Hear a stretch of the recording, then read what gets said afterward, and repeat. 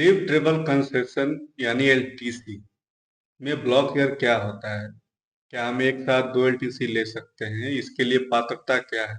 और जो नए रिक्रूट हैं उनके लिए एलटीसी के क्या नियम है तथा एलटीसी के अनुसार परिवार की परिभाषा क्या होती है, इसके बारे में हम समझेंगे इस वीडियो के माध्यम से। तो आइए शुरू करते हैं।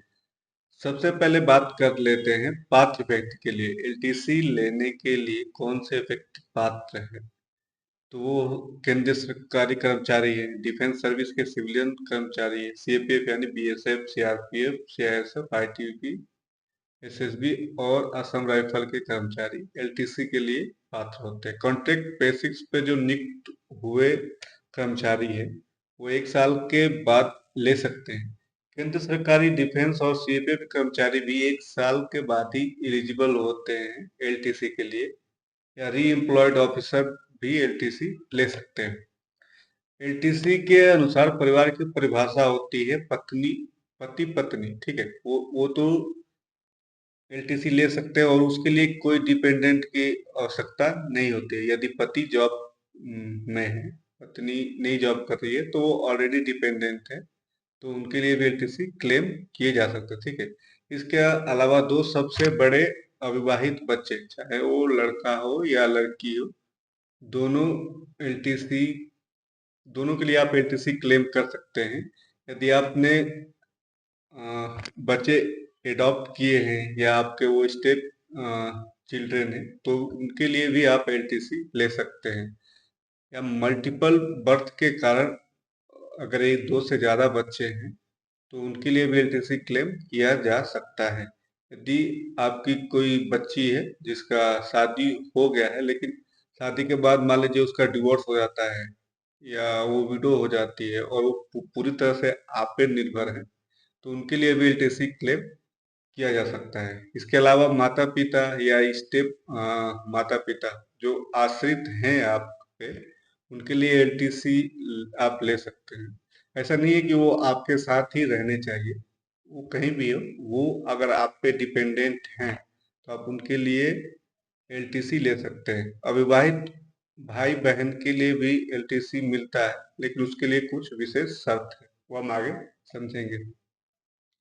सबसे पहले बात करते हैं डिपेंडेंट के बारे में कि कोई कब डिपेंडेंट माना जाता है कि वो सरकारी कर्मचारी पे डिपेंडेंट है और वो आप उनके लिए एलटीसी ले सकते हैं।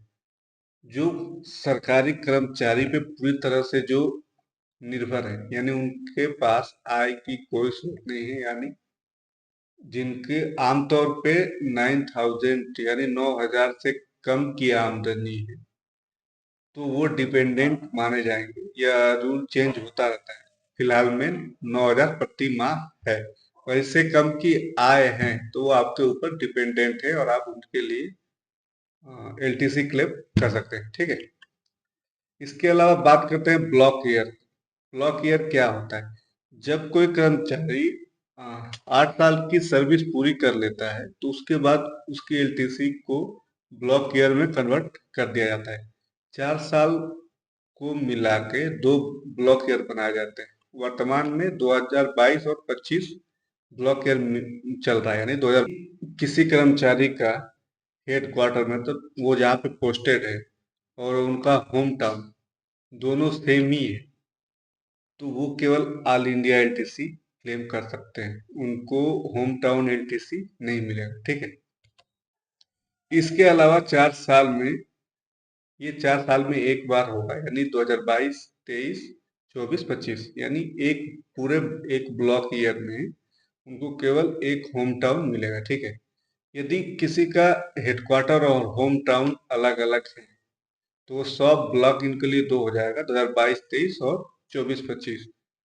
तो प्रत्येक सब ब्लॉक में वो होम टाउन या एनीवेयर इन इंडिया ले सकते हैं, ठीक है। अब इसमें अगर मान लीजिए 2022-23 के ब्लॉक ईयर में उन्होंने होम टाउन लिया, तो 24-25 में वो ऑल इंडिया ले सकते हैं। अगर ऑल इंडिया नहीं ले रहे हैं तो वो ऑल इंडिया को होम टाउन एलटीसी के रूप में यूज कर सकते हैं, ठीक है।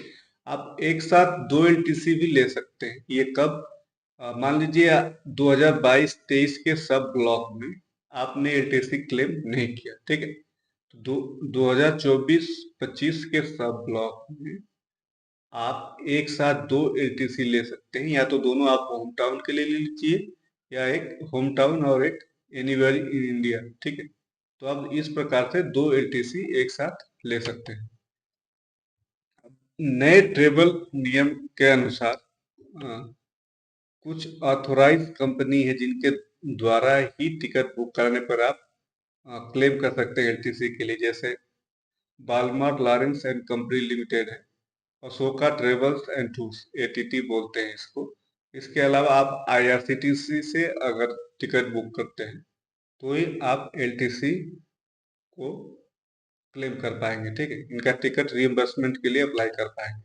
इसके अलावा कुछ प्रीमियम ट्रेनें जोड़ी गई है एलटीसी में अभी, जैसे तेजस एक्सप्रेस, वंदे भारत एक्सप्रेस और हमसफर एक्सप्रेस। इनको एलटीसी के ये इनका टिकट एलटीसी में क्लेम हो जाता है। इसके अलावा राजधानी, शताब्दी एक्सप्रेस और दुरंतो ये पहले से ही थी। 3 नई ट्रेनें जोड़ी गई हैं जिनका आप रिइंबर्समेंट एलटीसी के थ्रू ले सकते हैं, ठीक है। और एक होता है एसडीएस, स्पेशल डिस्पेंशन स्कीम। अब इस स्कीम के अंतर्गत क्या है, सरकार कर्मचारी को ये सुविधा देती है कि वो नॉर्थ ईस्ट, जेएनके, लद्दाख या अंडमान निकोबार में अगर वो जाना चाहें तो अपने होम टाउन एलटीसी को ऑल इंडिया एलटीसी यानी एनीवेयर इन इंडिया एलटीसी के रूप में यूज कर सकते हैं। अगर वो नॉर्थ ईस्ट, जेएनके, लद्दाख या अंडमान निकोबार के लिए जाते हैं तभी होगा, और किसी में नहीं होगा। ये केंद्र सरकार के सभी अस्थायी कर्मचारियों के लिए जिनका होम टाउन और हेडक्वार्टर अलग अलग है। अब जिनका मान लीजिए होम टाउन और पोस्टिंग एक ही जगह है, उनको तो केवल एनीवेयर इन इंडिया ही मिलेगा, तो वो तो कन्वर्ट नहीं करा सकते। लेकिन जिनका अलग अलग है वो अपने होम टाउन एलटीसी को एनीवेयर इंडिया में कन्वर्ट करा के north east, JNK, north east मतलब आसाम, नागालैंड, मणिपुर, इसके यानी सेवन सिस्टर में आप कहीं भी जेएनके, लद्दाख और अंडमान निकोबार जा सकते हैं। और यदि किसी कर्मचारी का होम टाउन पहले से ही नॉर्थ ईस्ट, जेएनके, लद्दाख या अंडमान निकोबार में है तो वो उसी क्षेत्र में नहीं बल्कि अन्य विशेष क्षेत्र की यात्रा कर सकता है, ठीक है।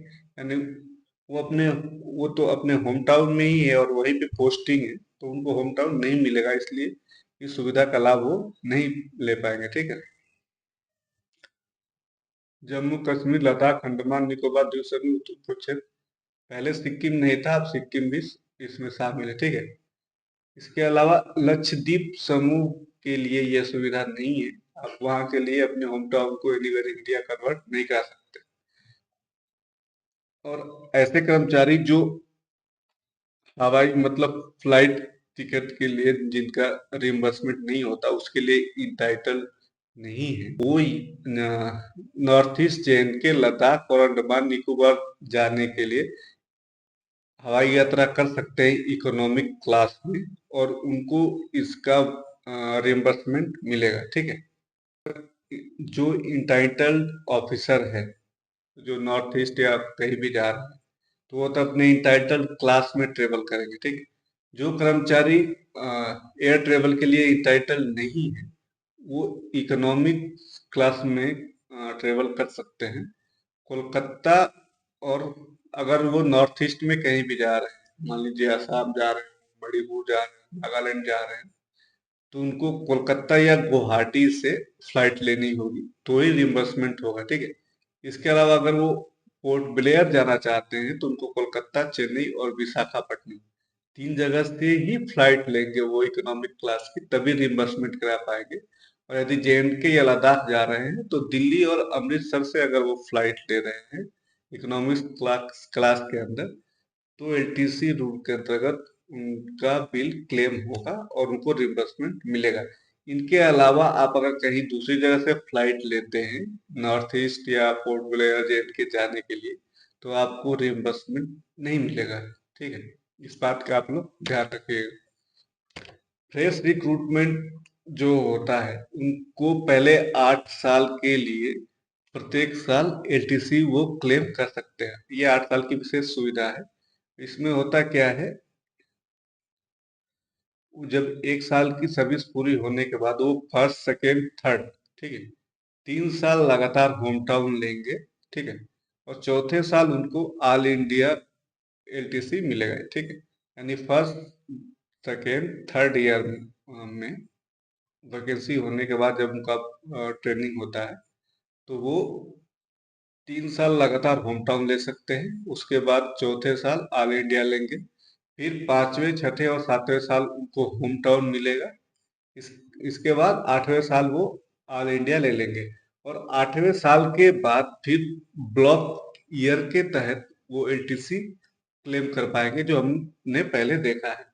और इस यहाँ पे एक बात आप लोग ध्यान रखिएगा कि इसमें एलटीसी कैरी फॉरवर्ड नहीं होता। जैसे ब्लॉक ईयर में आपने पिछले ब्लॉक में एलटीसी नहीं क्लेम किया, तो अगले ब्लॉक में आप दोनों एलटीसी एक साथ क्लेम कर सकते हैं, क्योंकि ये इनके साथ ये सुविधा नहीं है। यदि आपने मान लीजिए पहले साल एलटीसी क्लेम नहीं की और आप चाहते हैं सेकेंड ईयर में 2 एलटीसी क्लेम करना, तो नहीं होगा। ये प्रत्येक साल आपको क्लेम करना है, नहीं तो ये लैप्स हो जाता है, ठीक है। उसके बाद आप सेकेंड ईयर में सेकेंड ईयर का ही क्लेम कर पाएंगे। इसमें कैरी फॉरवर्ड की सुविधा नहीं है, तो इस बात का आप लोग ध्यान रखिएगा। एलटीसी क्लेम कब तक जमा करना होता है? देखिए, एलटीसी क्लेम करने के लिए आपको 3 महीने का समय मिलता है, ठीक है। यानी 3 महीने मतलब 90 दिन का समय मिलता है। उसके अंदर ही आपको जमा करना होता है, ठीक, यात्रा पूरी करने के बाद ही। और यदि आपने एडवांस एलटीसी लिया है, ठीक है, पहले ही ले लिया है, तो आपको 1 महीने के भीतर जमा करना, 1 महीने के भीतर इसका सेटलमेंट करना होता है यात्रा करने के बाद, ठीक। क्या एलटीसी में परिवार अलग अलग जा सकते हैं? हाँ, यदि आप मान लीजिए आप एक ही जगह जा रहे हैं, मान लीजिए दिल्ली जाना है और आप दूसरी जगह हैं और आपकी फैमिली कहीं और जगह है, तो आप दोनों एक ही जगह जा रहे हैं, इसलिए आप दोनों का एलटीसी क्लेम कर सकते हैं, ठीक। मतलब डेस्टिनेशन एक होना चाहिए तो आप एलटीसी क्लेम कर सकते हैं, यदि आप अलग अलग जगह से जा रहे हैं तो भी। एलटीसी के लिए बच्चों की उम्र सीमा क्या है? 25 वर्ष तक बेटे के लिए, ठीक है, और बेटी अगर अविवाहित है तो उसके लिए कोई उम्र सीमा नहीं। 25 वर्ष तब ये यदि वो अविवाहित है और आश्रित है तो मैक्सिमम 25 वर्ष है।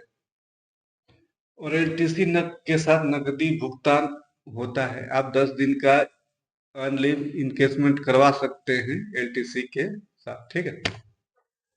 तो दोस्तों, ये थी एलटीसी के बारे में कुछ महत्वपूर्ण जानकारी। यदि वीडियो आपको अच्छी लगी हो तो वीडियो को लाइक करें। यदि आपका कोई सवाल हो तो कमेंट करें और अपने दोस्तों के साथ इसको शेयर करें। आप हमें व्हाट्सएप और टेलीग्राम पे ज्वाइन कर सकते हैं, ठीक है। मिलते हैं अगले वीडियो में, तब तक के लिए जय हिंद।